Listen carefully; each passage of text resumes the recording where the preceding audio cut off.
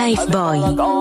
എന്റെ കാര്യത്തിൽ ലൈഫും ഇല്ല ബോയും ഇല്ല. സൂക്ഷിക്കണേ മോളെ, ഈ റൂട്ടിൽ പൂവാലന്മാര് കൂടുതലാ. എന്നെ ആര് നോക്കാനാച്ചാ? കാണും മോളെ ഏതെങ്കിലും തലതിരിഞ്ഞോമാര്. അവളെ കാണാൻ നല്ല ഗ്ലാമർ ഉണ്ടല്ലേ. കുറച്ചുമ്പോ കുട്ടി ചിരിച്ചപ്പോ ഒരു പ്രകാശം, അതായത് ഈ ട്വിങ്കിൾ പോലെ വന്നല്ലോ. അത് ഈ ക്ലിപ്പിന്റെ റിഫ്ലക്ഷൻ ആയിരിക്കും.